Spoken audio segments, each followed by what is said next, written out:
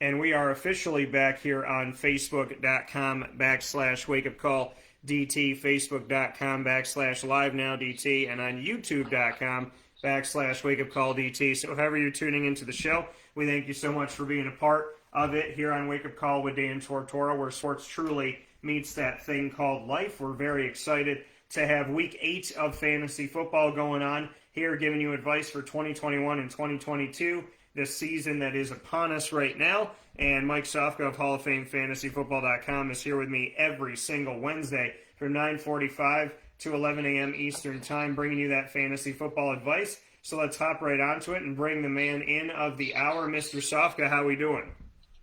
Doing wonderful. How are you, Dan? I'm doing very well. And Mike, let's just jump right into it. Thursday night football, Green Bay at Arizona. Green Bay's been up and down. Arizona's been mostly up. What are your thoughts on this game? A lot of pressure on Arizona here. You would think it'd be the opposite because all the injuries to the Green Bay Packers, especially the receiving core. I mean, I don't know if I could start anybody from the Packers in receiving, but that's gonna hurt Aaron Rodgers' ranking this week too. I got him ranked at 16. Meanwhile, I got Kyler Murray at number 4 this week. Going over to running back, Aaron Jones is Aaron Jones. They're going to have to rely on him, and we'll see what happens if they stack those guys in the box. I got Aaron Jones at 9 this week, and I got Chase Edmonds at 16. James Conner's a little further down in the 30s, but he might be worth a flex play to you. Looking at the wide receivers, Deandre Hopkins, number 21 on the rankings this week. And then I go a little bit further down on the rankings of Christian Kirk, number 41, and then A.J. Green, 44.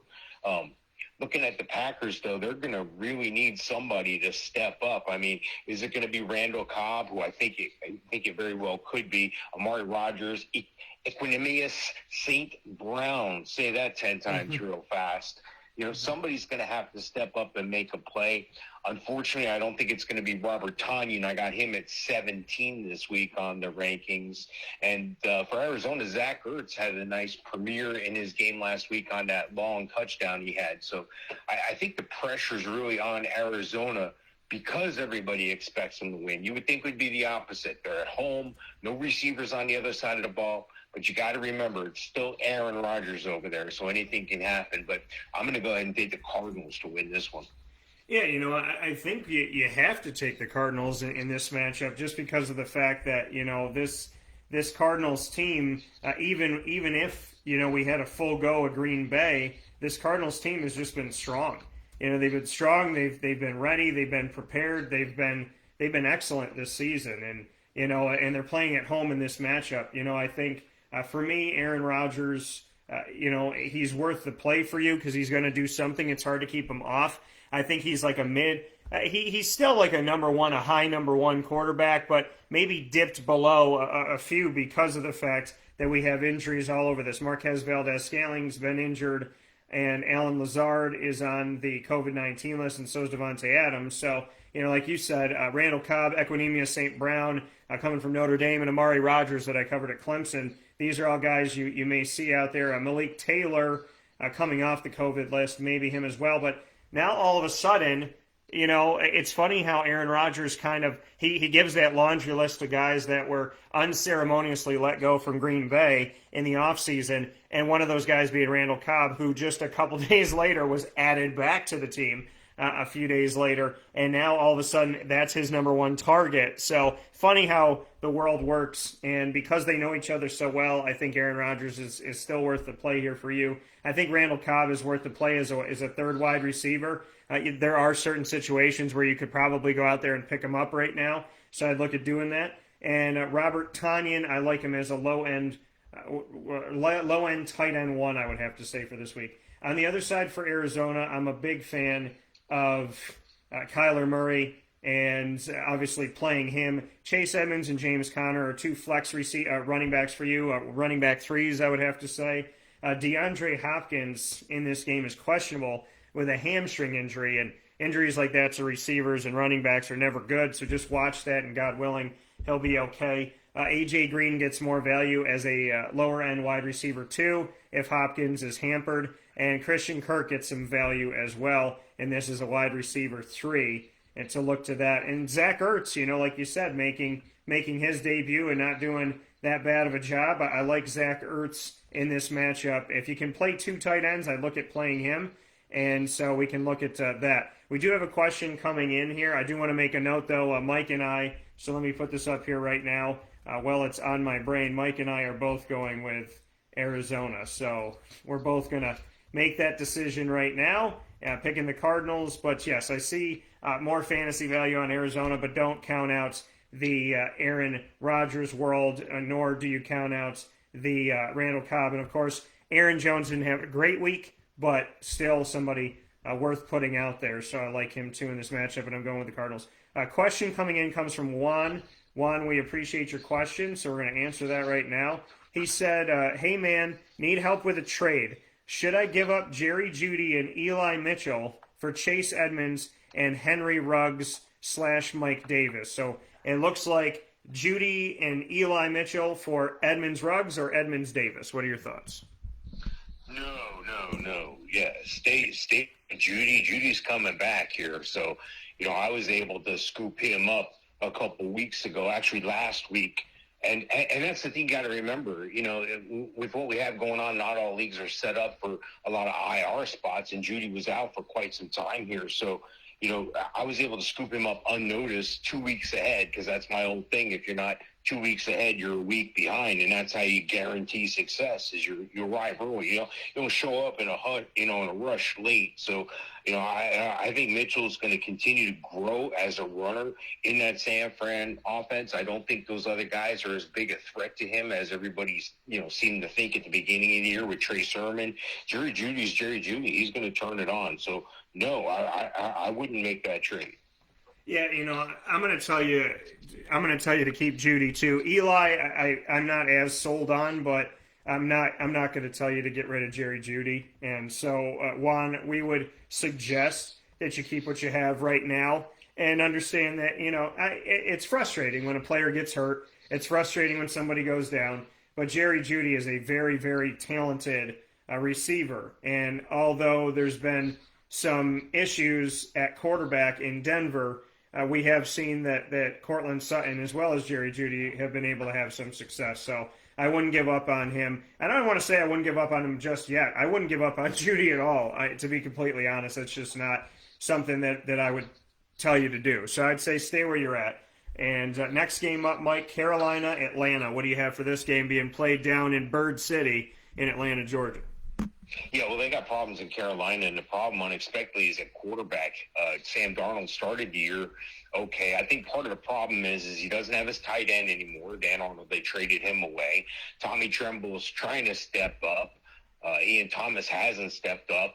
And you look at the fact that they're in the rumor mill for trying to talk their way into a trade for Deshaun Watson, giving up 3 first-round picks, and obviously a lot of shadow with 22 accusations against him right now. So not on the exempt list, still eligible to play. And, it's a tough thing when you're a quarterback of a team you were doing well. So Darnold needs to bounce back. This could be a bounce-back game for him. Unfortunately, I just don't think it's going to be. I have him at 19 on my rankings this week, and I got Matt Ryan a little bit higher at 13. Chuba Hubbard still filling in. I think Chuba Hubbard is good enough to just be a borderline RB1. He's at 14 on my rankings here, so solid RB2. And then Cordero Patterson's right above him at 13. Mike Davis has all but disappeared. And then I go over to the wide receivers, and DJ Moore's having a spectacular year, 580-some-odd yards on year already. Needs to pick up the touchdowns, the production there, but that'll come with more time here. He's bound to get some more looks in the end zone. And, on the other side of the ball for Atlanta, Calvin Ridley's the guy. He's the number one since Julio left especially, but I think he was secretly the number one even when Julio was there at late. 17 on the rankings this week. And then you go over to tight end.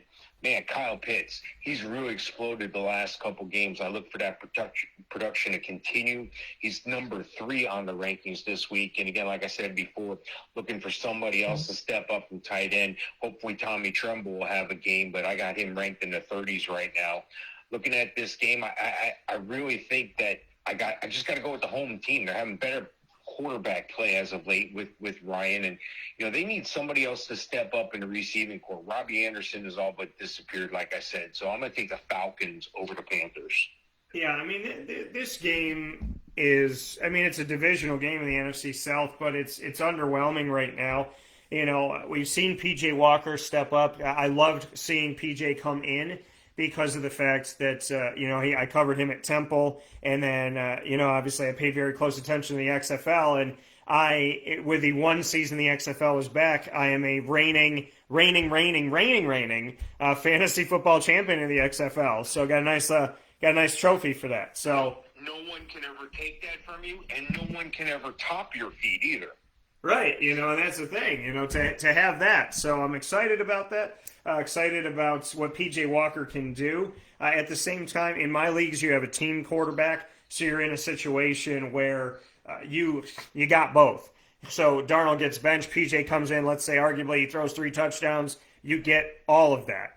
But, the quarterback situation in Carolina, not ideal right now. Chuba Hubbard hasn't been fantastic, but he's still somebody I think is worth putting out there. I think he's a low-end 2, high-end 3 at running back.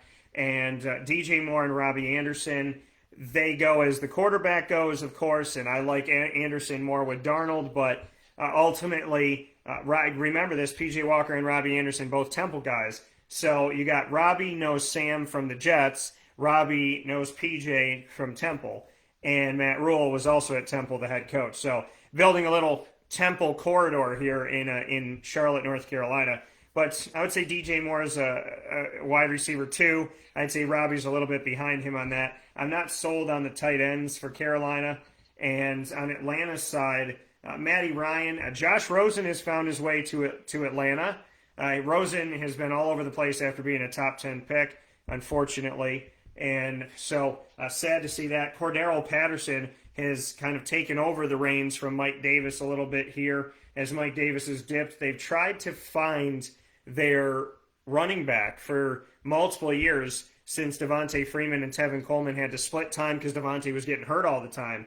And now, they still haven't gotten that. Wayne Gallman's there, who used to be with the Giants. I covered him with Clemson. Mike Davis coming from Carolina. So you could say, hey, this could be a game where he sparks because he wants to show this team, you should have kept me, instead of going and getting Chuba. But at the same time, I don't know how much they're going to use Mike in the game in order to do that. So the value in this game goes with Calvin Ridley and Kyle Pitts, a little bit to Russell Gage and guys like that if you have to go really, really deep. But ultimately, Pitts, I'm underwhelmed, but I'm going to say a low-end tight end 1. Ridley still a wide receiver 1. That's where the value is. There's a little more value on Atlanta than I see in Carolina. So I'm going to have to go with Mike and pick the home team and pick the Falcons. Kind of reluctantly here, as I don't think either team is really doing that great. Mike, we did have a question come in here, and let's see what we got here. So who should I trade for Matthew Stafford? My quarterback is Daniel Jones. And I asked Billy, who sent in the question, to please let us know who's on his team before we go saying anything. He said, I just think he'll be one of the easier quarterbacks to trade for. So he hasn't given us his roster, but he is not sold on Daniel Jones. He wants Matt Stafford. And so, Billy, you got to tell us, do you have any other quarterbacks? And what does your roster look like? Before we tell you to trade for Matt Stafford, I'd love to know who's on the team.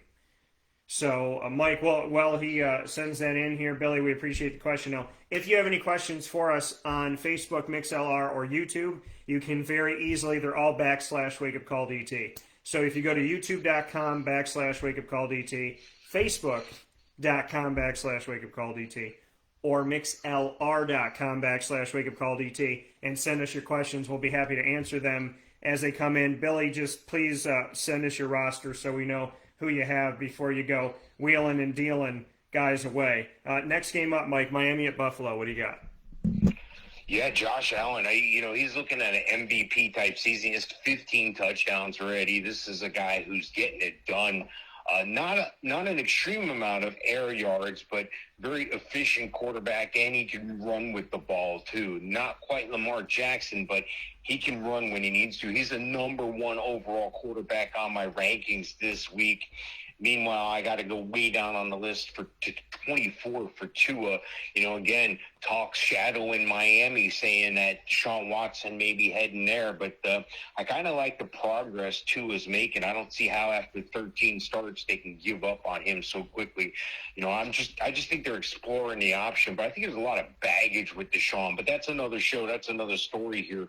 Looking at the running back situation, both Zach Moss and Devin Singletary kind of cannibalize each other, but I got Zach Moss at 27, Devin Singletary at 34. The value is going to be in Myles Gaskin. He's stepped it up as of late. He's 19 on the rankings. And looking at the wide receivers, Stephan Diggs, one of the top receivers in the league. Every time he steps on the field, he makes something happen. He's number 3 on the rankings for wide receivers this week. Then I got to go down a little ways if I'm looking for Jalen Waddle, number 27 on the ranking. And right after him is Emmanuel Sanders and Cole Beasley at 33 and 34, respectively.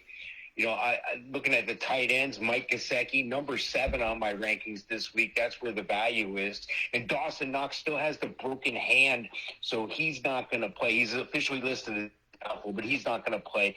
Look out for, if you want a wild play and you want something super crazy, a super long shot just to do it, I wouldn't do this. I'm not advising everybody to do this, but a wild play might be Tommy Sweeney, round 7 draft pick from 2019 out of Boston College, 6'4", 251 pounds. This guy's going to fill in the red zone. Watch for him to get a touchdown this week. I like the Bills big this week in this game. Yeah, and Tommy Sweeney covered him in college, so pretty cool to see him come back out there and do his thing.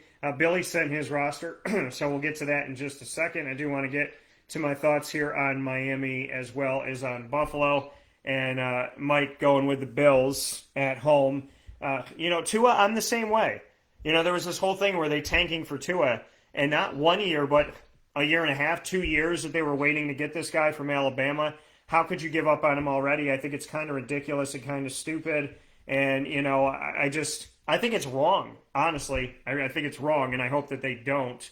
And the thing is, why would you give up on a guy who came to you and is fighting to be there? And the only thing, and I understand injuries and whatnot, but you bring in Deshaun Watson, you bring in drama, you bring in all of these cases, you bring in the fact that things aren't resolved yet still. It's like you're bringing in you're bringing in someone who's bleeding out as opposed to someone who has a cut on their knee. So, I don't see the benefit to Miami, but I've seen dumber things done. So, quarterback-wise, fantasy-wise, I'm not going to tell you to play Tua in this game. Jalen Waddle is worth the play, and Mike Gesicki as well. That's the value I see on Miami side. On Buffalo side, obviously Josh Allen, Stephan Diggs, yes. Emmanuel Sanders, looking at this game, he had another good showing, so I think that puts him as a low-end 2, high-end 3. Cole Beasley got a touchdown. He's a good flex by definition for you. Gabriel Davis, who I thought would rise to number 2, has dipped a little bit here, so I wouldn't tell you to play him this week, but I'd tell you to watch him. If you got him on your team, I wouldn't tell you to drop him. And Dawson Knox is doubtful, and so Tommy Sweeney, as Mike was talking about, opportunity to get in the end zone, and I think he will. I honestly think this could be, Tommy Sweeney's NFL debut party. So even though he's been in for a little bit, so I like Tommy Sweeney in this game as your tight end. There's more value on Buffalo, so I'm going to go with the Bills, and that's just the way that my cookies crumbling this morning. Shout out to a fantastic movie if you haven't seen it, Bruce Almighty, starring Jim Carrey, where he uses that pickup with that tagline. That's the way the cookie crumbles, and I know other people have used it too. So Mike, looking at fantasy right now, we have Billy saying to us, and I like his team. So I don't know if I would trade anybody, but to let you know who he has, I honestly I'll just read it off. He's got Daniel Jones and Jameis Winston, but his running backs Antonio Gibson, Alvin Kamara, James Robinson. His receivers, A.J. Brown, Mike Williams, Stephan Diggs, Odell Beckham Jr., Cortland Sutton, and Sammy Watkins. His tight end is Dawson Knox. Defense, Broncos. Kicker, Matt Gay. And he said he's trying to trade A.J. Brown and Gibson for Tyrique Hill. I like this team. I'm not overly excited about your quarterbacks, Billy, but I would imagine in free agency somebody's available. I don't like the thought that you would have to package Daniel Jones with Gibson, Kamara, Robinson, A.J. Brown, Stephon Diggs, Mike Williams, Cortland Sutton, Samuel. I don't know, Mike. I feel like I wouldn't be trading pieces away from this team just to bring in a Matt Stafford.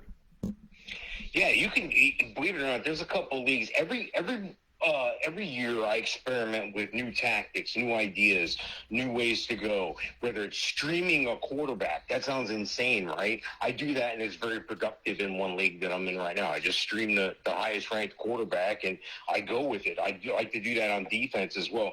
First things first, you're going to need to get coverage for Dawson Knox. So let's handle that right away because, you're going to want somebody that's going to jump. You're not going to take Tommy Sweeney. I know I said it was a wild play, but, yeah, you want to stay away from that. He's from number 27 on the ranking. I'm wondering if the other owner is willing to trade Stafford. Where I have Stafford, in several leagues, I'm not trading him. I think the Rams are the team nobody's talking about. I think they're the most likely team that no one is mentioning and go to this Super Bowl, and they need to. Matt Stafford was the last piece to that puzzle. He's got excellent receivers. Darrell Henderson's having a great year. They got a solid defense. Defense is the quarterback's best friend. So I would see if that owner's willing to trade Stafford first. Let's not get all worried about what the price is. Let's see if he's even for sale. If he is for sale, which I'd be surprised, obviously you're going to have to give up a big piece, but giving up a Tyrique Hill, that's just too expensive for a quarterback. There's too many other options, and you could, like I said, you could stream. Daniel Jones isn't doing that bad. Jameis Winston on more, but, Daniel Jones is going to have his ups and downs. He's an NFL quarterback. He's number 10 on my rankings this week, so he's not that bad. Matt Stafford's number 8 this week. He's 2 notches ahead. So sometimes you're better off, where you're at. The grass isn't always greener, but first check the line apart with Stafford. I'd be surprised if he is.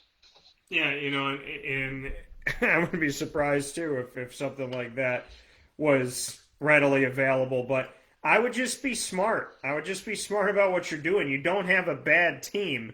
You just have frustration at quarterback. And the thing that you need to know too is if you're willing to trade for Tyreek Hill and whatnot, and you're willing to give up big pieces to bring him in, understand that the owners are going to know that, and they're going to abuse it, and they're going to ask you for some stuff. I mean, you got to think about, do I really need this guy? And, yeah, you might like him. He might be one of your favorite players. But, if he's your favorite player, wear the jersey. Because what you're willing to give up just to bring somebody in is not always the best decision to make. And he just told us that Joe Burrow is available in free agency right now. So I would rather you drop Winston and pick up Burrow. So yeah, drop Winston, pick up Burrow. Burrow's solid. He's on his way up this year. He's got Jamar Chase, the deep ball threat there. He's got a good run game with Joe Mixon. The defense is going to go nuts this week. If you stream defenses, or if you're thinking your defense ain't getting it done, pick up Cincinnati this week. Yeah, pick up Burrow. I mean, the fact that he's out there is just stupid news. I mean, that's crazy, boy. That's crazy talk, but that's fine. So you know what? You got a little gift here. Christmas come early for Billy. So go out and get Joe Burrow. Don't worry about trading anybody away. Just drop Winston, pick up Burrow, and be happy that he's out there, because that should not be happening. Somebody, Grandma was drunk in the kitchen again. So definitely get him and pick him up right now. Next game that we have to talk about as we're here inside of the Fantasy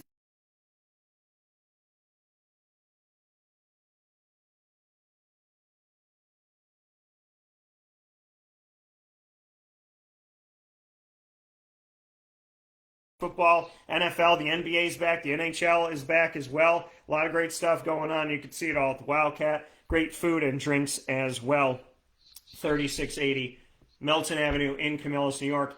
And you can, of course, get catering, takeout, and delivery. Call 315-487-2222 for takeout and delivery. And you can also ask about catering. That's 315-487-2222. Next game, Mike, San Francisco at Chicago.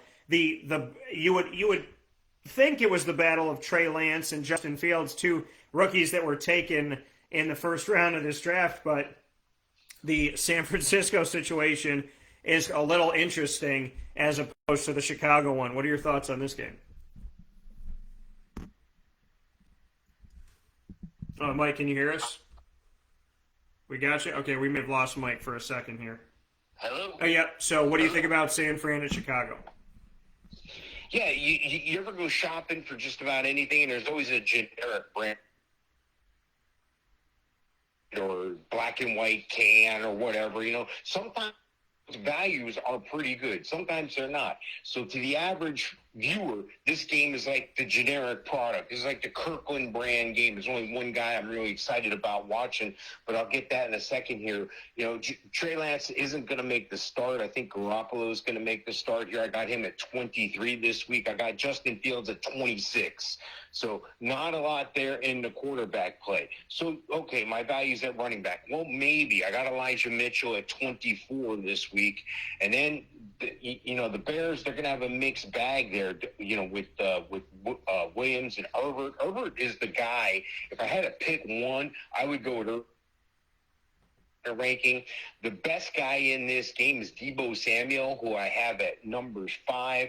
I'm not starting any Chicago Bears receivers. I mean, Darnell Moody's at 40 on my rankings here, so not a lot of value there. And then going over to the tight end situation, Kittle is still out, so I'm not real excited about a Ross Dwelly. I'm not excited about anybody. A Colt Kmet, 22 on the tight end. No value there. So I'm going to watch this game because I want to see these players that no one else is watching. So even when you're looking at mediocre players, or how we would in our minds say mediocre players compared to the other players on other teams, I like doing that because not everybody's doing it. I'm going against the grain there. So I'm going to study up on the people that no one's watching. I'm going to know those guys inside out. So if you get a chance to watch this game for that part.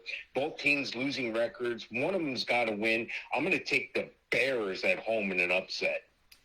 Yeah, like you said, somebody's got to. I mean, they can tie. but somebody's. I think this could be like a 19-19 game, but I do have some faith that they're going to get into the 20s.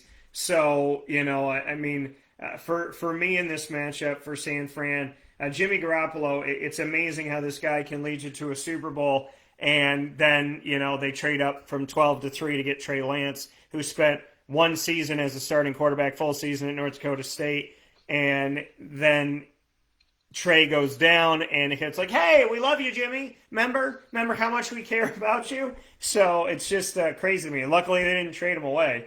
Elijah Mitchell's taken over. Trey Sermon, underwhelming. He hasn't really gotten a lot of opportunity, which is sad, the rookie out of Ohio State. But Elijah Mitchell, I'd say, is a low-end running back, too. Deebo Samuel is a flex position. And then Charlie Warner, Ross Dwelly, like you said, you may mention these guys. I'm not overly sold on them. If you got to go deep and people are hurt and there's nobody in free agency, I guess you could go with one of these gentlemen and hope for the best. Warner got the start in the loss, so I don't want to tell you to put him out there, but somebody's got to start, right? So on the other side of it with Justin Fields, I like him in this game. I do. I think he's a lower end quarterback 1, high end 2, but I do like Justin Fields because he can do more than one thing. Khalil Herbert is a guy that I picked up during the season. Seeing the injury and the writings on the wall, I thought he was worth picking up, and he's done himself a pretty nice job. I think he's gotten to 100 yards in the last couple weeks here. So I like Herbert in this matchup, and I think he's a running back 2 for you. Allen Robinson, I still have as a wide receiver 1. Mooney's dipped a little bit for me. I think he's more of a flex, but not really sold on him right now. And Cole Kmet, I would say tight end 2, a low end 1, high end 2, but he could find his way into the end zone in this matchup. I just don't see him getting a ton of yards. Next game up, Mike, Pittsburgh at Cleveland. What do you have for this one? Oh, this is some challenging quarterback play in this game. I'm not looking forward to watching 168-year-old Ben Roethlisberger lumbering around the field. Looks like he's got, lead weights in the back of his pants. He's just kind of not getting it done this year. He does have some guys around him that can get it done, though, so it's just a shame. I don't know if it's offensive line woes or what, but Ben just doesn't look like the Ben we expect to see all the time. Ben Roethlisberger, 27 on my rankings this week. On the other side of the ball, probably starting for a injured Baker Mayfield. Don't know that for sure yet, but I got Case Keenum at 28. Baker I currently have at 31 because he's probably not going to play, but there is a chance he will. So take a look at that close to the game time. Looking at the running backs, looks like Nick Chubb is going to make his way back. He's number 12 on their rankings. Dearness Johnson did a great job last week filling in when Chubb and Hunt were both out. I got him at 45 this week on the rankings. But the big player here in this game is Naji Harris, who I have at number 4 running back. He is getting it done. He's athletic. He's getting it done on his own more so than that line. Deontay Johnson, number 16 on the wide receiver rankings. Then I got to go all the way down to the 30s, 36 for somebody from the Browns at, I'm talking about Jarvis Landry, of course. I don't know if I can play too many guys past this point. Maybe Chase Claypool, I got him at 31 on the rankings. And at tight end, Pat Freiermuth at 19, Austin Hooper at 18. These guys really don't do anything for me here. And I'm going to just go with the home team here because I don't know which team. I mean, it's a battle. Both these teams mirror each other. They have great running backs, but that's about it. So I'm going to take the Browns because they're the home team. Yeah, I think there's other reason to take the Browns too. The Steelers have struggled. The Steelers, like you said, Mike, they haven't looked like themselves in a long time. And so, it was 2 years ago when Ben was toying with retirement, people were like, how could you leave? It's not time. We're not ready for it. And now it's like, hey, can you leave? So it's funny how the last 2 years, the juxtaposition of it's too soon to now people going, well, why is he still here? Which is sad. I want guys and I want men and women to be able to leave on their own terms when it comes to whatever. And, so Big Ben, not worth the play. Naji Harris has been very underwhelming. I'm not a big fan of him. I drop him to like a flex.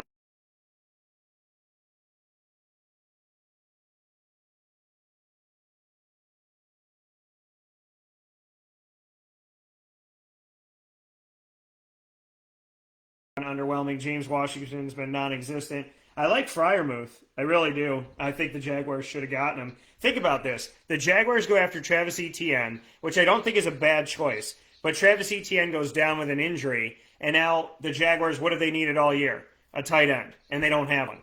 And then here's Freiermuth doing some good things, and they're comparing him to Heath Miller. I don't want to compare him to anybody. I want him to be his own guy. I'm just going to say if you're being compared to one of the greatest Steeler tight ends of all time, I would be okay with that. So Freiermuth, I think, is worth the play in this matchup. And I would say low end on Naji Harris and Deontay Johnson, I think, is worth putting out there if you're going to put out 3 receivers or whatever. Baker Mayfield is currently questionable, like Mike said. This injury where he was like in a sling, and then he's like, it's not that bad. You know what I mean? And so he's been trying to play this down, and I don't... which is kind of reminiscent of another team that wears orange helmets, which is Syracuse, where they'll play down an injury. Oh, that injury's not really that bad, and then it's like the guy's out for like 4 or 5 weeks. So, I hope Baker gets better, and I hope he stays well. Same goes for everybody here. It's tough, but it looks like Case Keenum's going to get the start here. I'm not really sold on the quarterback situation there. If Chubb's able to go, you obviously play him. And Dearness Johnson, he racked up and did some good things last week, and Mike and I spoke about him. And what did I say? Nick Chubb, Kareem Hunt are out. They both share the ball, and they both rack up yards. If they're both not playing, Dearness Johnson has to take not for 1, but for 2, and I thought he did a nice job. So if Chubb is hampered or Chubb's not going to play, then obviously play Dearness Johnson. If Chubb is going to play, then Dearness is still not a bad choice as a flex, but it just depends on where Chubb is at when it comes game time. Odell Beckham is questionable with a shoulder injury. Jarvis Landry is questionable with a knee injury. Their play has been questionable since joining the Browns, so I'm not really feeling great about any receiver there. And Austin Hooper, if Keenum's going to come in, everybody's got their guy, so maybe that gives Rashard Higgins a little jump as a low flex for you, and maybe it helps out Austin Hooper, but really I think it's in the running backs, and I'm going to go with the Browns at home. I'm going to have to go with the Browns at home. So, Greg says Harris is a top 5 back, but he's been very underwhelming as a player. So I'm just stating an obvious fact that you can't count on him. It's not that he can't catch the ball. It's not that he doesn't run. It's not that they're not going to give him opportunities. It's just that he is not wowing me in reality or fantasy right now. That's the point I am here to make. It's not that he can't catch. It's that how much is he really bringing to your team. Philadelphia at Detroit, Mike. What do you got? Yeah, I feel bad for Detroit because I've been watching them all year, and every time it looks like they're going to win. They're the little engine that could. They just can't make it over that hill. This past week, they put out all this stuff.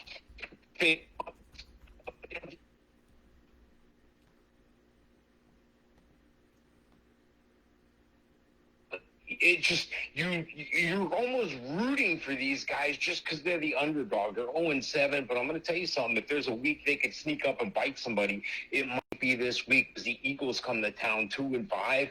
It's just not a very good Eagles team right now. But then again, neither are the Lions in reality. Jalen Hurts is, again, he doesn't wow me on the field. I don't go, oh my God, this guy's dominant. But for fantasy purposes,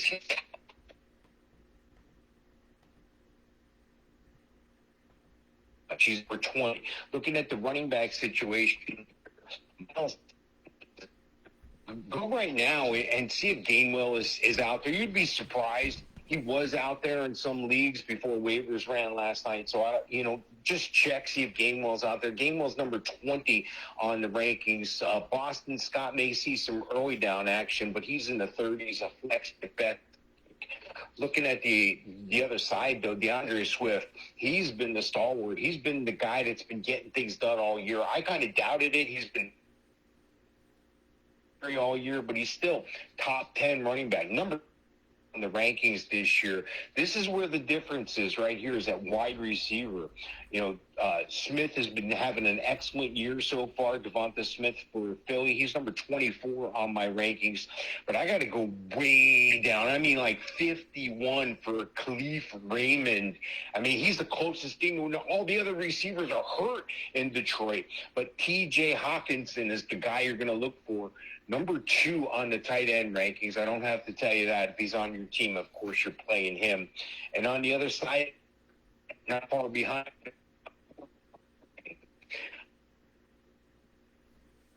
Oh, Mike, we lost you for a second. You said not far behind us, who?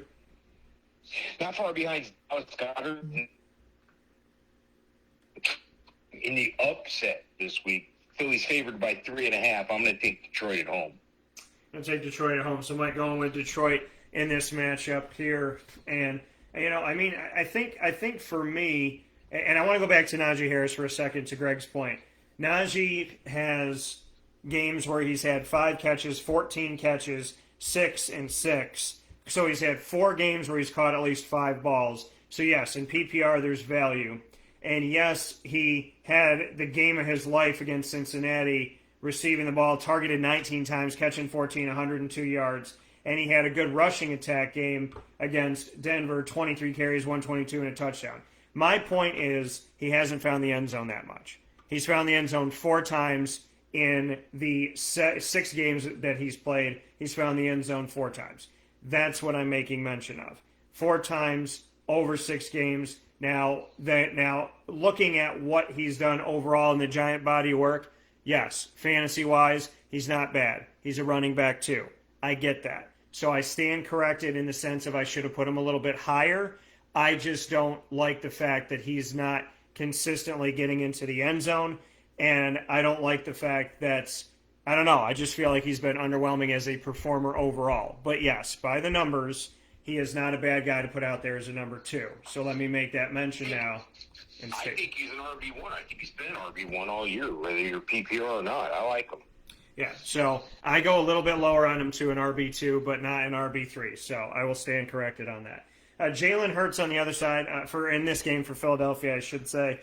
I'm a fan-ish of Hurts. I'm like on the line. So if you can play 2 quarterbacks in your league, I would look to play him. Kenneth Gainwell, play him. Miles Sanders is questionable. God willing, he's okay from his ankle injury. Even with Miles Sanders out there, I thought Gainwell is worth it because you never know what's going to happen, and Sanders has unfortunately been hurt a lot. So I like Kenneth Gainwell in this matchup. Devonta Smith, I like him too in this, and Dallas Goedert, I like them in this because they're playing Detroit. Detroit on the other side, I said, if it didn't work, they got 972 draft picks from the Rams and Jared Goff. If Jared Goff is a bust, guess what? You don't have to worry about it. Go draft somebody in 2022. I would venture to say and hope to think that that's one of the things they're looking to do. Not wishing bad on Jared Goff, just saying Detroit now kind of knows, okay, we got rid of our golden boy. We brought in something that was bronze, copper, or whatever you want to call it, and it's time to probably make a change at the end of the season. Deandre Swift is worth the play for you, and Mike brought up Khalil Raymond. None of these guys household names. Khalil Raymond and Amon-Ra St. Brown, and then we look at, Kaderil Hodge. Geronimo Allison was from Green Bay. Tom Kennedy, Trinity Benson. None of these guys are like I said, names that are well recognizable. But Khalil Raymond, I'd say, is a wide receiver 4. And TJ Hawkinson, I'd say a low-end tight end 1. But really, I think the value's in Swift because Swift doesn't need Goff to be great. He just needs him to hand him the ball. So that's where I would go with that. I don't like anything about Detroit's team besides Deandre Smith when I look at it. So I'm going to go with Philadelphia as Mike goes with Detroit. We're going to take a step aside for a fast break, and when we come back, we'll have plenty more inside the Cafe Kubal studios on Wake Up Call with Dan Tortora. You are watching and listening to the extended Fantasy Football Power Hour, proudly presented by the Wildcat Sports Pub, 3680 Milton Avenue in Camillus, New York, 7 days a week. Make sure you make your way out there, and of course, for takeout and delivery, 315-487-2222. That's 315-487-2222 for the Wildcat.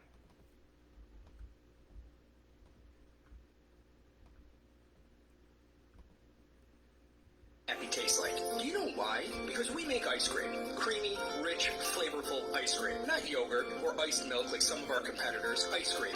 Fresh, by hand, daily. For the calorie conscious, we have something new for you. Our new Carbolite. Same great flavor, creaminess, and texture of our regular ice cream with only 35 calories an ounce. So whether you want an ice cream cake, flying saucer, dasher, carbolanche, hard or soft ice cream, we will satisfy your craving with our fresh, handmade regular or new Carbolite ice cream. Carbo the way. It's what happy tastes like.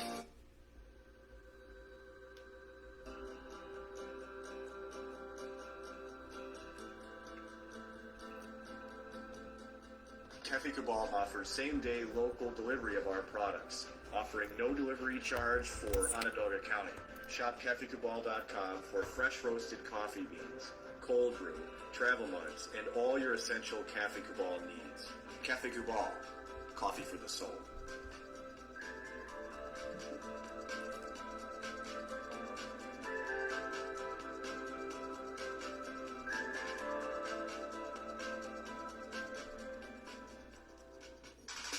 The Wildcat Sports Pub in Camillus, New York is located on 3680 Milton Avenue in the Home Depot Plaza. It is your family-friendly sports bar and restaurant.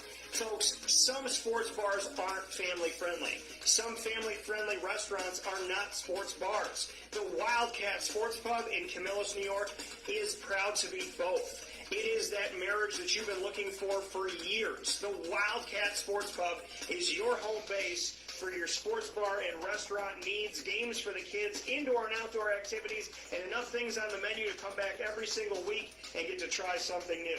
They're open Sundays from noon to 8 p.m., Monday through Wednesday, 11 a.m. to 11 p.m., and Thursday through Saturday from 11 a.m. to midnight. For reservations and party information, call 315-487-2222 for the Wildcat family-friendly sports pub and restaurant.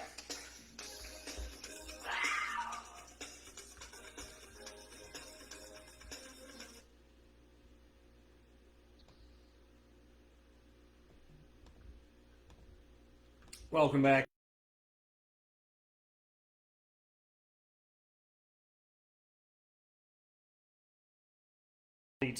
You are inside of the Cafe Kubal Studios, Cafe Kubal, 3501 James Street, as well as 401 South Salina Street and 208 North Townsend Street in Syracuse. You can also find them by going inside of Galisanos Children's Hospital. We thank them for all they do in the community. That Cafe Kubal in downtown Syracuse inside Galisanos Children's Hospital, and out in Manlius on 343 Fayette Street. And, of course, their newest location and drive-through location, the Cafe Kubal on the corner of Route 11 and Taft Road in North Syracuse, New York, a.k.a. Sweetheart Corners. We are inside of the Fantasy Football Power Hour here, folks, with Mr. Mike Sofka of Hall of Fame FantasyFootball.com, the Winning Fantasy Football group that we have on Facebook, and, of course, Winning Fantasy Football on YouTube. So make sure you check all those out. Proudly presented by the Wildcat Sports Pub. This is the Fantasy Football Power Hour. It is Week 8 for 2021-2022, and Mike and I are hopping right back into things. I do want to let everybody know I also picked Chicago earlier, if I didn't make mention of that before.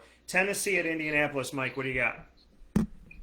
Yeah, this is a game I'm looking forward to watching as well. Both teams have their ups and downs, their peaks and valleys. Looking at the quarterback, both these guys are just off the QB1 pace. I got Carson Wentz at number 14 and Ryan Tannehill at 15. And that's okay. They don't have to be the superstar on their team because they have some superstars around them. Derrick Henry, number 1. This guy's a horse. Number 1 running back this week. On the other side of the ball, they got an RB1 there too, and Jonathan Taylor, number 8 on my rankings. Looking at the receiver, this is where things get a little bit dicey, okay? Because you got A.J. Brown. I got him at 18 for Tennessee.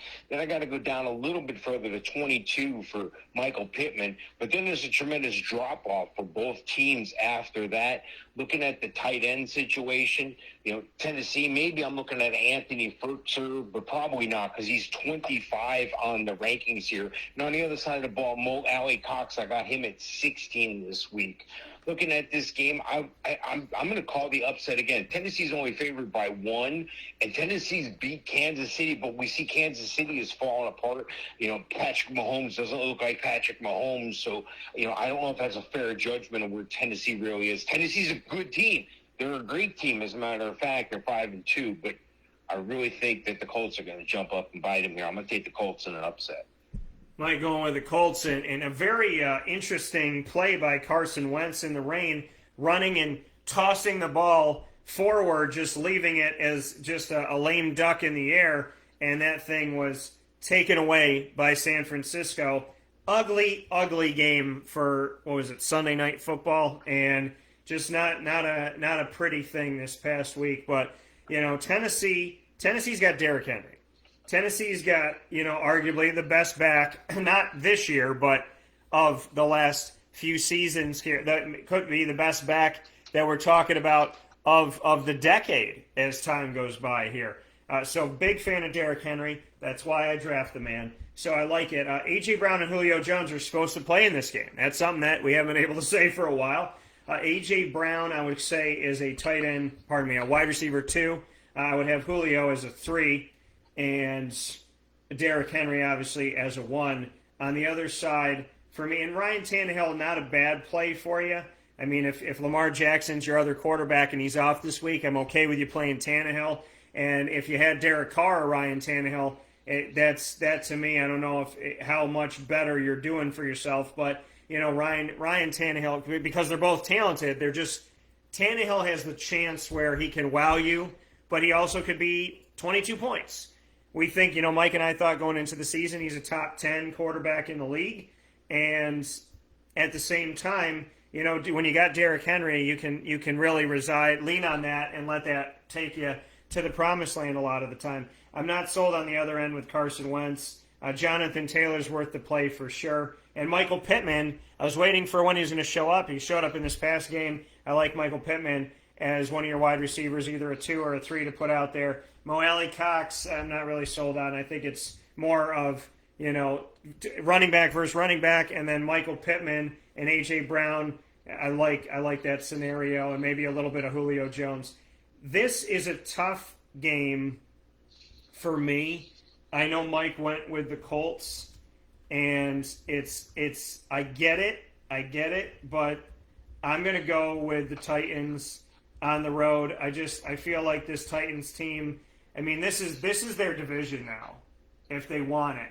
And that's kind of the thing. It's like, no, you take it. No, you take it. No, you take it. No, you take it. Because, Houston only won this division, in my opinion, of the last few years prior to, these last, let's say, a few years back here, they were winning consistently because you could be 8-8, you could be 9-7, you could be 7-9 and be the best team inside of this division. So, for me, I don't feel great about the AFC South, but the Titans are the best team within it right now, so I'm going to pick the Titans.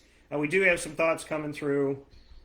Billy's back said, which wide receiver do you think I should play?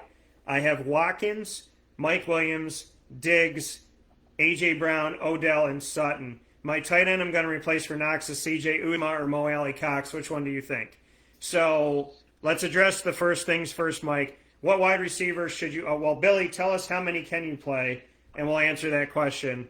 He wants to know what wide receivers you should play. How many spots do you have on your roster? Let us know that. But we can answer the tight end question. C.J. Uzomah or Mo Alley Cox? Well, I got Mo Alley Cox right at 16. I was going to get the Uzomah in this report coming up here, but I got him right at 21. So that should tell you something right there. As far as the wide receivers, you're going to want to start Diggs and Brown, of course, and I'd go with Mike Williams.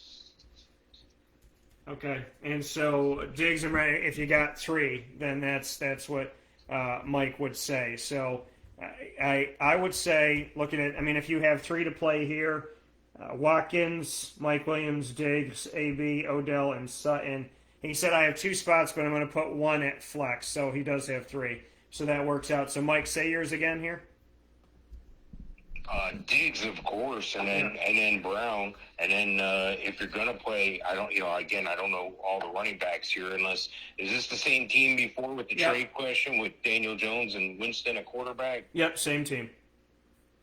Yeah, he might be better off playing a running back, playing Robinson at the flex. So, I would strongly consider Robinson above Mike Williams, even if it's a PPR.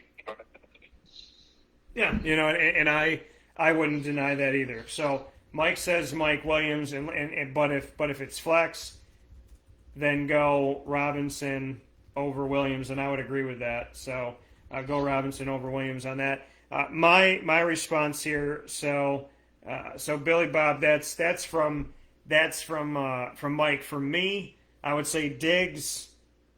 I would say Brown, and I would say Cortland Sutton, but the issues that they've had there, I'd probably say Robinson. So I'd probably agree with Mike. Diggs, Brown, and James Robinson. If you're going to flex somebody out, I would flex out James Robinson. Definitely Diggs. I'm torn between Brown and Sutton, but I'll say Brown. They're playing the Colts, so I'll go with Brown on this one. Next game up that we have here, Mr. Sofka, is Cincinnati at the Jets. What do you got? Yeah, Joe Burrow's been hot as of late, and he's, teamed up. Every time I turn around, there's a highlight, if I'm not watching the Cincinnati game, of Jamar Chase catching a 50-plus yard touchdown. They got that, deep ball connection, and sometimes guys just are able to connect with each other, and that's a good thing for these two guys on the same pro team. Played for the Tigers in college, and they played for the Bengal Tigers in the pros. Joe Burrow, number 12 on the ranking this week. The other side of the ball, Mike White is going to make the start here since Zach Wilson is out with the injury. I saw Mike White was in the game. I thought they got the Florida Gators basketball coach to play quarterback for the Jets. I didn't know what was going on. Mike White from Western Kentucky, they aired it out, before he came into the league in 2018, but it's the NFL. It's a little bit different. The speed's a little different. Guys that you think are open are not open. So, I can't start Mike White. He's like number 28 on the ranking this week. Looking at the running back situation here, Joe Mixon, he's been an RB1 all year, top 10. He's number 5 on my rankings this week. And I'd have to go all the way down to the 28th spot to find Michael Carter, the only running back I would start. Number 28 on the ranking. Looking at the wide receivers, Jamar Chase, like I said, every single game he catches a deep ball. For that alone, he's number 7 on my rankings this week. I've seen some guys, I follow other people's rankings as well, and I look, just to compare notes, if you would. And I've seen people have him in a top 3 this week. So I got him at 7. On the other side of the ball, though, I can't really start a Corey Davis, a Jamison Crowder, a Denzel Mims, a Braxton Berrios. I can't start any of these guys simply because they have Mike White at quarterback.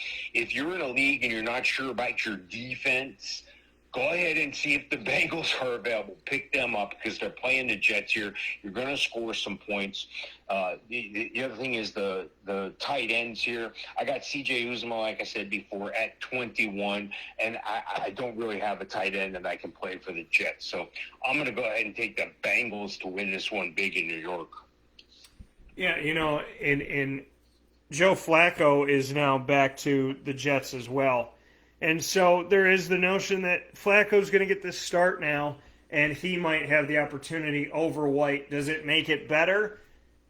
Probably not. So, you know, I agree with Mike that Cincinnati's defense and special teams is worth picking up. Joe Burrow, Joe Mixon, Jamar Chase. I like C.J. Uzomah. I like them all. I feel like I'm talking about Baltimore when I'm saying, yes, quarterback, yes, running back, yes, wide receiver, yes, tight end. But T. Higgins, not bad for you to still have as a flex, but Jamar Chase, obviously knowing Joe Burrow very well from LSU, has taken over, as one could imagine was going to happen. So, you know, I like a lot on Cincinnati. Michael Carter is your best bet with the Jets. I thought that when Zach Wilson was healthy, but he's a flex for you. Outside of that, I got nothing. I'm going with Cincinnati big on the road in this game, and I do agree with Mike. I am a fan of the Bengals defense and special teams because of the scenario that they're currently in right now. Next game up that we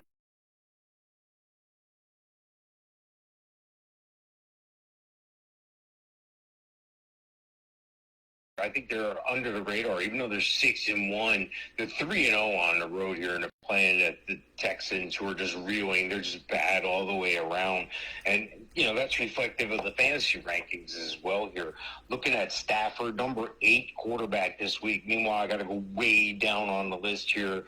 You know, I think Tyrod Taylor is going to end up making the start and coming back this week. I got him at 32.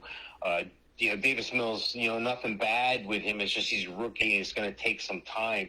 Looking at the running back situation, Darrell Henderson's really picked it up with Cam Akers going down for the year. They're saying Cam Akers might make it back for the playoffs. Doesn't do us any good for fantasy football, but we'll do that team a good, you know, in that push toward the Super Bowl. Like, I think they could sneak in there.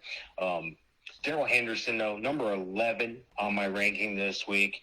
Houston, I don't know, maybe a Mark Ingram. I mean, I don't know how at 164 years old he's still getting a lion's share of touches, but he is. He's number 35 on my ranking, so maybe a flex for you this week. Looking at the receivers, Cooper Kupp, number 1 receiver just about all year. I can't say enough about the guy. He's got almost 900 yards and 9 touchdowns through 7 games. So this guy's on a tremendous pace right now, and I don't think that's going to let up. I think he and Stafford are going to continue to connect, and that's going to be a good thing for fantasy players. Robert Woods has been in the distant, but he's not that bad. He's in 26 on the rankings. Number 3 or flex all year for me, just about.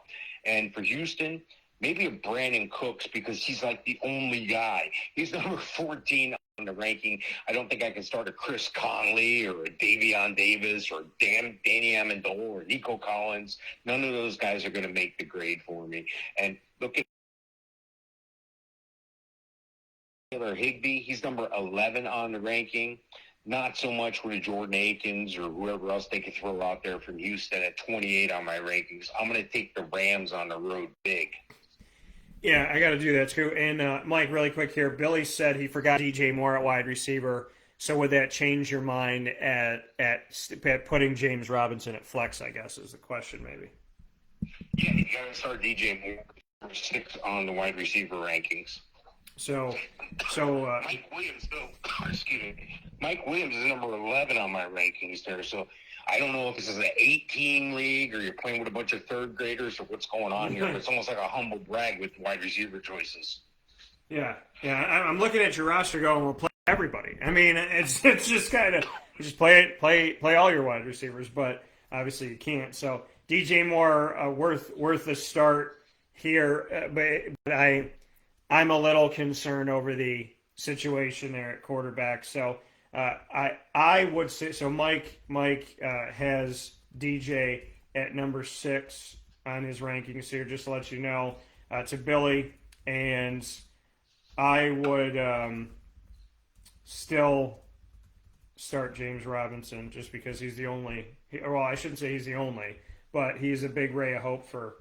Well, now for that Jacksonville. DJ Moore's in the mix, I mean, A.J. Brown may come out of the mix here. Because, like I said, I got Williams at 11. I got Diggs at 3.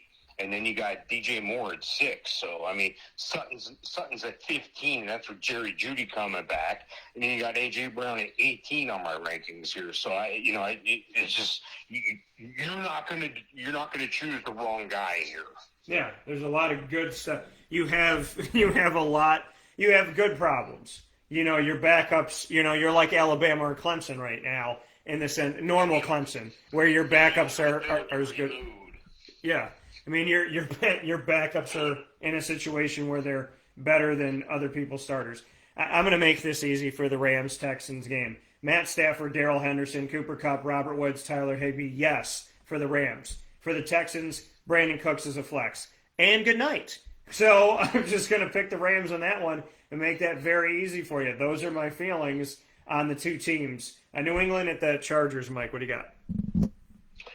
Yeah, thank goodness the Chargers coming off the bye here. Justin Herbert looks really good all year here. I got him at number 7 on the rankings. I don't think Mac Jones is going to have as much success on the road, but, he hasn't had a bad year, but he's still on that rookie curve there. He's number 25 on the rankings. And then when you talk about the, receivers, the Chargers, well, hold on, let me get to the running backs first. Austin Eckler is the man. He's been the man for a while. Let's just clear that up. You know that. If he's on your team, you're starting him RB1 all the time. Number 6 on the rankings. And for New England, Damian Harris, he's been dinged up, but he's still been getting it done. Number 23 on the rankings. And then over at receiver, Keenan Allen, Mike Williams, boom, boom, 1-2 punch, 10 and 11 on the rankings. And I really don't have a wide receiver that I can count on for New England. Maybe it's Kobe Myers, ranked at 32 on the rankings this week. And then at tight end, New England doesn't have that guy really. But Hunter Henry's been stepping up as of late. You didn't know whether it was going to be Jonnu Smith or Hunter Henry. I like what they did going out getting both guys. Hunter Henry was injured to start, but he's been coming on strong. I got him at number 9 this week, so bottom end, tight end 1. And then for the Chargers, Jared Cook at 168 years old, still getting it done. Tight end 1, barely. Number 12 on the rankings this week. I'm going to take the Chargers at home.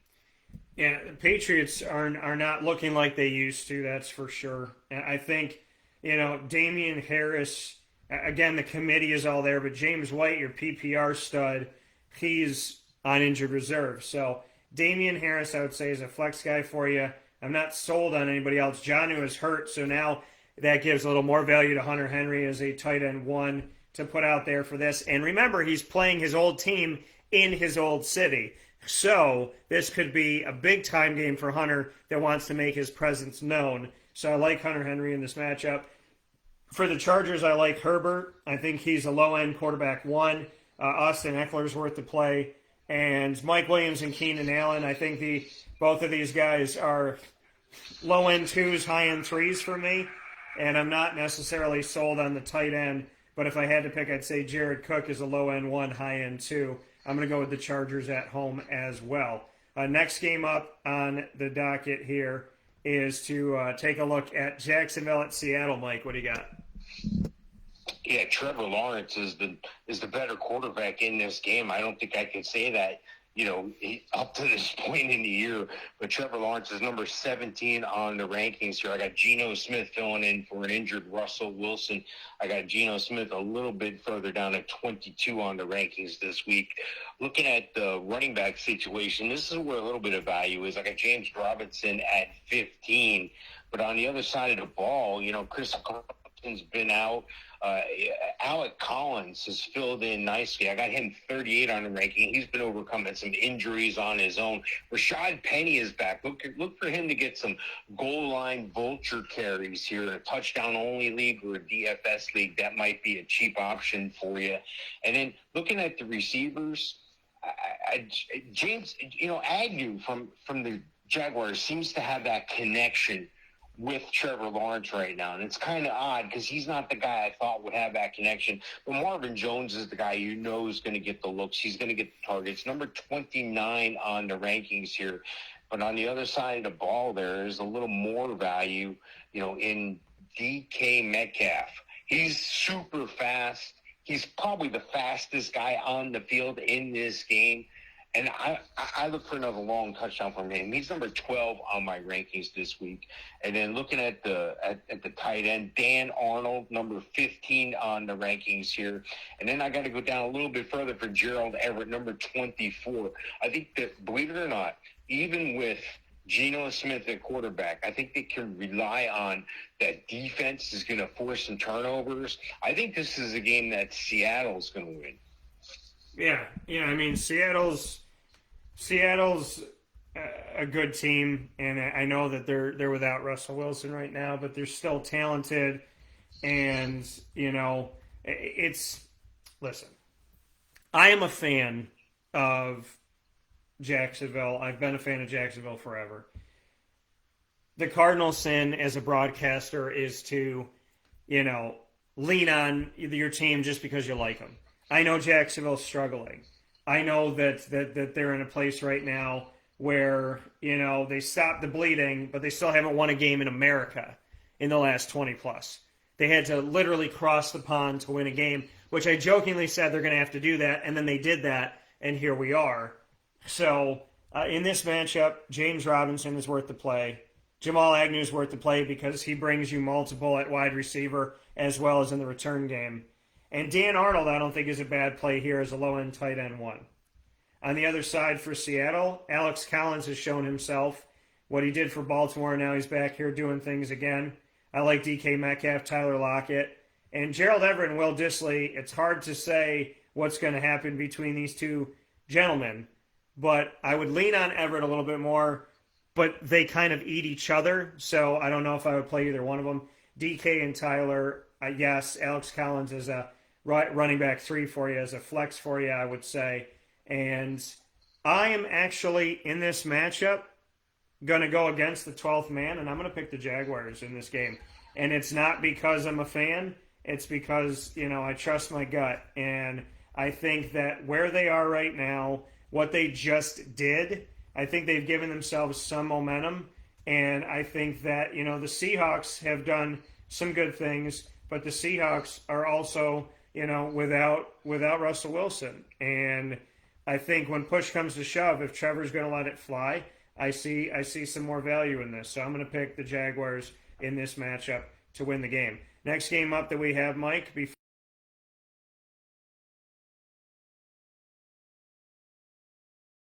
Interesting game. This is going to be a good game for Teddy Bridgewater. I think I got him number 11 on the ranking. Taylor Heineke's probably still going to get the start here for the Redskins. Ron Rivera likes Kyle Allen, who's on the roster, so we may see him coming up. Be cognizant of that with all these bye weeks and stuff. Be cognizant of that if Taylor Heineke's on your roster. Looking at the running backs, Antonio Gibson's been playing with a crack in his shin. They're monitoring that each week, and that's slowing them because they're really putting them on a pitch count, if you would. So I'm not sure Antonio Gibson's a RB1. I got him 26 on my rankings this week. Then on the other side of the ball, Melvin Gordon's been getting it done, number 21 on the rankings. Shavanta Williams is more like a flex player or an RB3 at that. Looking at the wide receivers, this is where a little bit of a difference comes in. Jerry Jeudy would be up there flirting around with wide receiver one, but I think they're going to ease him back in. So I'm not even going to play him this week unless I really have to. Number 15 on the rankings this week, though, is Cortland Sutton.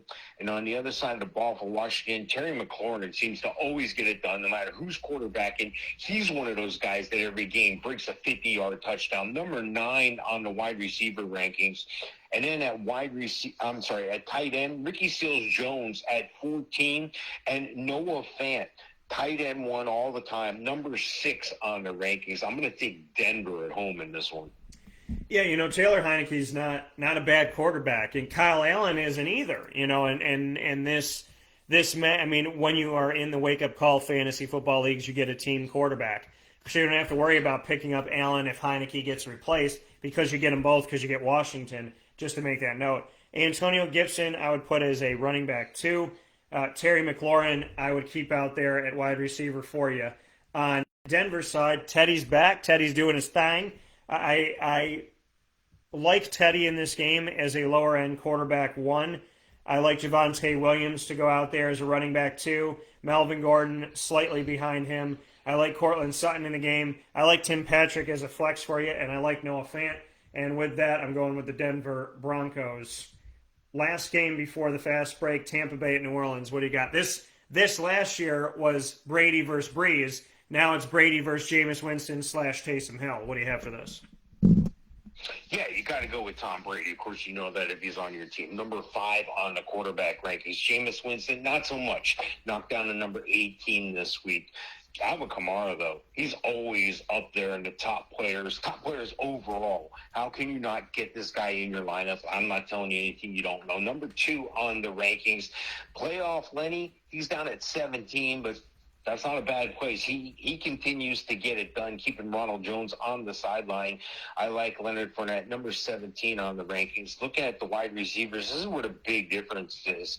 Tampa's got 3 guys, could be the number 1 on anybody else's team. Chris Godwin, Mike Evans, and Antonio Brown. Those guys are all ranked 19, 20, and 23 respectively on the rankings here. And New Orleans, well, not so much. We're waiting for Michael Thomas to come back. Marquez Callaway's not lighting it up. Deandre Harris isn't lighting it up. Traquan Smith and Jameis Winston are screaming at each other on the sidelines. And on the field of play, Jameis is shoving them out of the huddle. It's not a good look, not a good situation for Tampa to come into your home and watch you fight each other. You can't do that, Jameis Winston. Juwan Johnson's the closest thing they got to a tight end in New Orleans. He's number 33 on the rankings. And Tampa, well, Gronk's dinged up. I think we're going to see Gronk back this week. I got him number 5 on the rankings, and I'm going to go with Tampa to win this one in a solid victory. Yeah, I mean, with all the issues going on, I mean, and Mike said it, and we've talked about it, that Jameis Winston, is he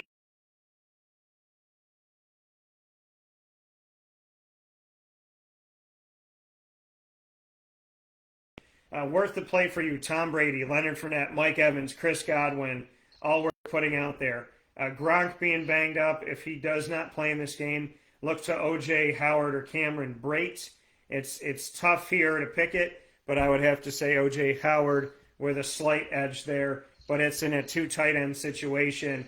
I wouldn't throw him out there as your one dominant end-all be-all tight end. I would like to hope that you have somebody better in that situation that could be your tight end 1 for this week.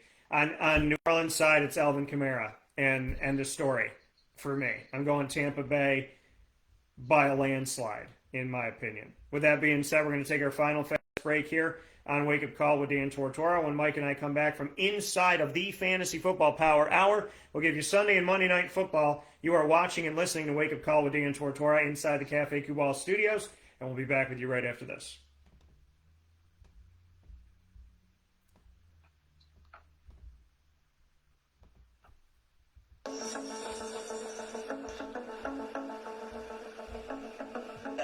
Abacoles, located on the corner of Route 57 and Wetzel Road in Liverpool, New York, has been your trusted neighbor for decades. Located just steps from Liverpool High School, we're happy to have the Liverpool Warriors on-site, on-location broadcast at Abacoles through Wake Up Call with Dan Tortora every single month, featuring student athletes, coaches, and administration throughout the year from Liverpool High School. Head out to Abacoles today on the corner of Route 57 and Wetzel Road in Liverpool, New York. Open Tuesday through Sunday for lunch, dinner, and drinks. We'd love to see you out there. And, of course, you can call them at 315-622-5100 for takeout, delivery, and catering. That's 315-622-5100. And also find them on myabacoles.com. That's MyABICOLLIS.com.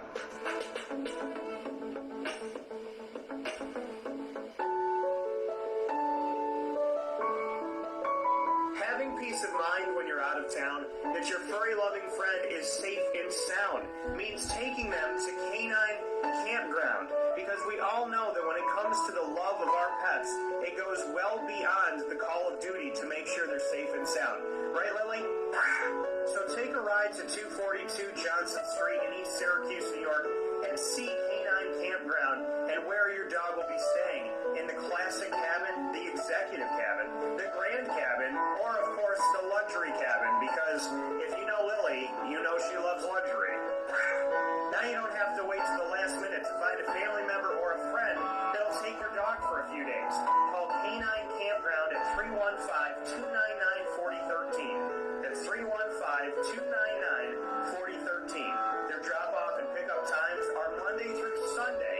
Check K9Campground.com for more information. That's the letter K, the number 9, and campground spelled with a K.com.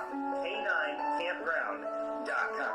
When you're going out of town, bring your dog to Canine Campground.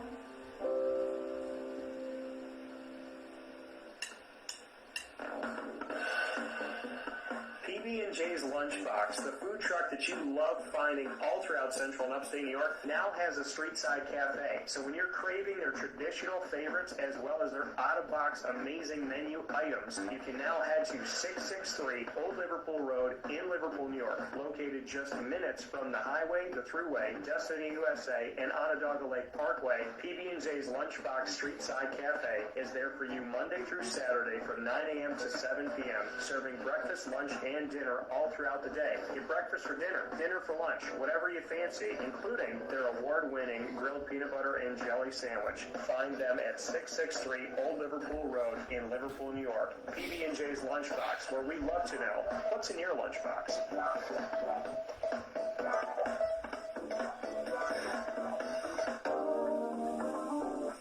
As a patient, what do we want? To be cared for, to be listened to, and to have someone walk us through the process on our path to victory. Victory Sports Medicine and Orthopedics does all of those things beautifully, with Dr. Mark Petropoli leading the team on 791 West Genesee Street in Skaneateles, New York, located minutes from beautiful Skaneateles Lake. Whatever your injury may be, from head to toe, preventative care, rehab, physical therapy, laser therapy, and surgery are all available at Victory Sports Medicine and Orthopedics, where they care about us, they listen to us, and they understand that everyone's path to victory is a little bit different. Let them help you on yours by calling 315-685-7544 to make your appointment today. That's 315-685-7544. You can find out more information at victorysportsmedicine.com.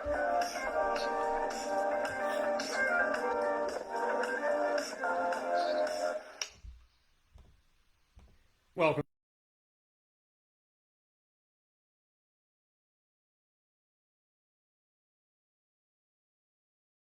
Where you're listening, you're watching on Facebook Live on Facebook.com/LiveDT and Facebook.com/WakeUpCallDT, as well as on YouTube.com/WakeUpCallDT. However you're tuning into the show, we appreciate you so much. Watching live Monday through Friday from 9 a.m. to 11 a.m. Eastern Time, and being in our archives and checking out the show there on YouTube, as well as Stitcher, Spotify, MixLR, iTunes and Apple Podcasts, iHeartRadio, TuneIn, Podbean, and more by searching Wake Up Call with Dan Tortora, or one word, Wake Up Call DT. Mike and I have two final pieces here after both picking Tampa over New Orleans on the road. Sunday Night Football, Mike, Dallas at Minnesota. What do you got? Yeah, this is a great fantasy game. There'll be a lot of points scored in this game, so I'm really looking forward to this one. Looking at the quarterback, Dak Prescott, always top 10, number 6 on the rankings. And Kirk Cousins, because it's going to be a shootout, Mr. Mendoza goes all the way up to number 9 on the rankings this week. Looking at the running backs, 2 of the great running backs in the league, Dalvin Cook at number 3, Ezekiel Elliott at number 10. I'm not telling you anything you don't know already here. Looking at the wide receiver, this is a little bit different. Justin Jefferson's number 4. Then you got Adam Thielen at 13. Well, Dallas has got a good pair of receivers as well, and CeeDee Lamb number 8, and Amari Cooper checking in at 25 on the rankings here. And then looking at tight end, Dalton Schultz, number 11. Tyler Conklin's been having a great year at tight end for the Vikings, number 10 on the rankings here. I think it's going to be a shootout. I'm looking forward to watching this one, but I'm going to take Dallas on the road. Yeah, I think this is going to be a great game. I'm very excited for it. This is one of those games that a few years back people were getting really hyped about. These were the Sunday night games. This was like a Thursday Thanksgiving football type of game for the Dallas Cowboys to have a matchup like this. Obviously, they'd be at home.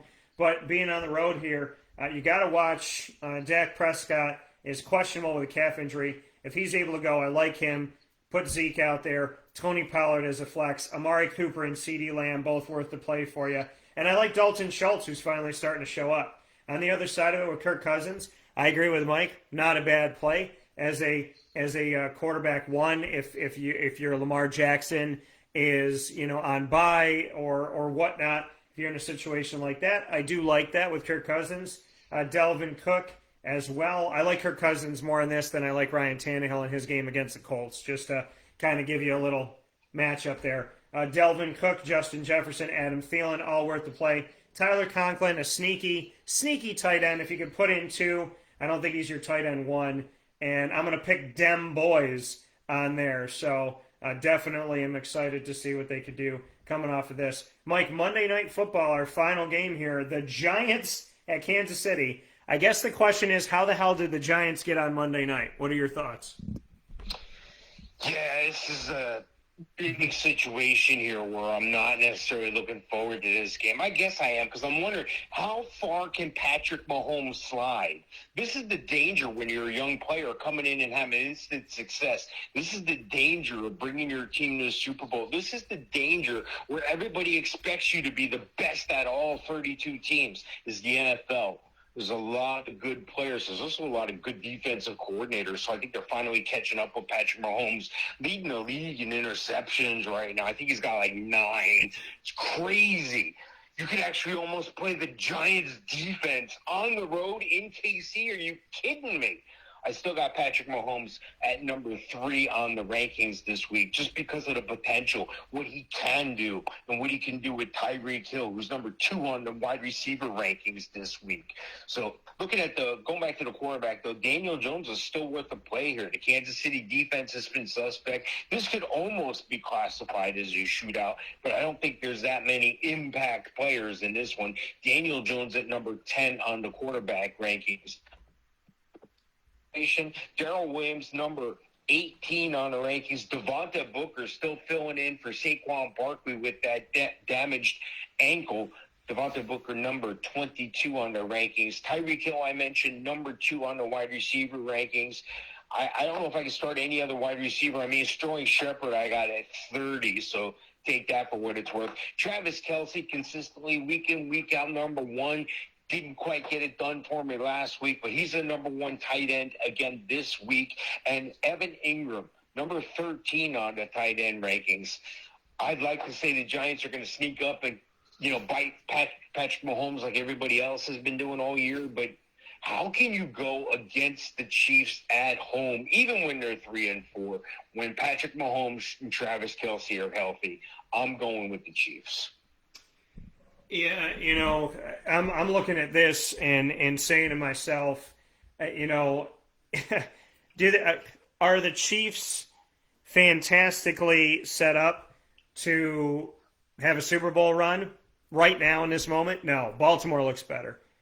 But the Giants' 3 starting receivers are all hurt. Kenny Golladay down with a knee injury. Sterling Shepard, now all questionable for the game. Sterling Shepard, questionable with hamstring. Kadarius Toney, questionable with an ankle injury. Saquon Barkley is questionable in this game with his ankle. I wouldn't play anybody on the Giants. Kansas City, not only do you have Clyde Edwards-Helaire out, but your fullback is out. The guy blocking for you is also hurt. Michael Burton is questionable right now with a pectoral injury. So that means Patty Mahomes is going to be throwing that ball, and Patty Mahomes is not 100%. So looking at him and Tyreek Hill and Travis Kelce, those are your best plays. Maybe you could flex out McCole Hardman or DeMarcus Robinson. I'm going to pick Kansas City in this game, but this is a game of injuries. And I'm going to go with Kansas City because it's hard not to. However, this game is not what I would hope it to be. I'm not expecting the fantasy points that I would hope from it last year. However, it's our Monday night game, and I'll be watching. So with that being said, Mr. Sofka, we're both picking the Chiefs. There's a little more value, obviously, on the Chiefs than the Giants, and that's where we're sitting at right now. Any final word as we wrap up Week 8? Yeah, just watch, watch the injury reports this week. Watch who practices on Friday. If you ever have a question about whether your guy is going to be starting, if he's questionable, if he doesn't practice on Friday, he's probably not going to play. So for whatever that's worth, hopefully that helps you out. And I look forward to watching a great week of football. Absolutely. And you can find Mike at Hall of Fame FantasyFootball.com. That's Hall of Fame FantasyFootball.com. And, of course, you can find Mike here with me every Wednesday, 9:45 to 11 a.m., the extended Fantasy Football Power Hour, proudly presented by the Wildcat Sports Pub. And, of course, check out the Winning Fantasy Football group on Facebook and Winning Fantasy Football's YouTube channel. Mike, as always, I appreciate it. I thank you for your time, and I look forward to a great week of football. All right, thanks, Dan. Look forward to speaking with you next time. All right, sounds good. Take care. And that coming from Mr. Mike Sofka here, where sports meets life on Wake Up Call with Dan Tortora. And with that being stated, our final note here from Wake Up Call with Dan Tortora is to remind you that we are the very proud partner of Lemoyne.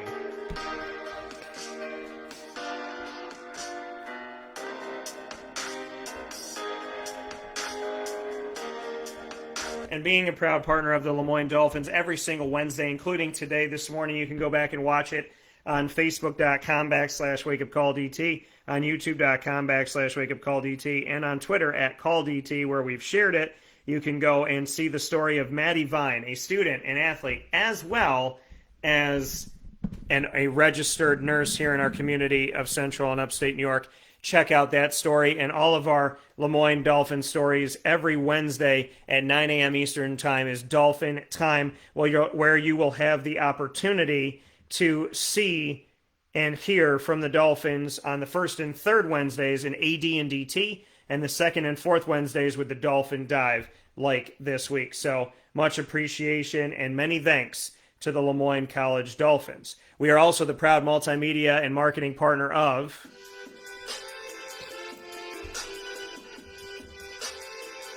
Marywood University with the Pacers. You can check out Marywood University's newest Pacer Pride exclusive special on Wake Up Call with Dan Tortora by hanging out with us this Friday at 10:30 a.m. Eastern Time, where the multi-championship caliber and successful coach Mr. Rob Aarons will be joining the show for men's and women's cross country and track and field from Marywood University, on site, on location.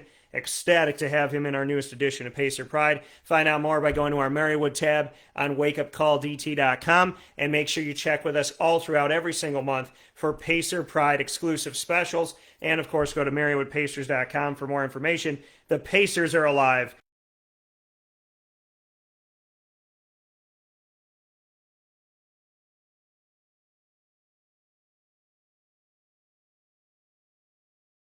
As with Mike Sofka, we hope we've helped you in fantasy. If you need any help from us, then you can respond to that video and go to youtube.com/wakeupcalldt or facebook.com/wakeupcalldt and reply to the specific video for week 8, and we'll answer your questions. Make sure you find us on Facebook at Wake Up Call DT, Twitter at CallDT, and Instagram at WakeUpCall_DT. And as always, God bless, no stress, do your best. We'll see you tonight at Pizza Man, right before the game goes on for Syracuse basketball's preview, a little exhibition game against Pace. Before that happens, I'll be on site, on location tonight at 5:30 on the dot, going live with a very successful field hockey team in our community from Baldwinsville. The Baldwinsville Bees are going to be live, on site, on location, on stage at 50 Oswego Street in Baldwinsville, New York at Pizza Man tonight at 5:30, while I pull double duty heading off to Pizza Man at 5:30 and to the Dome at 7 o'clock.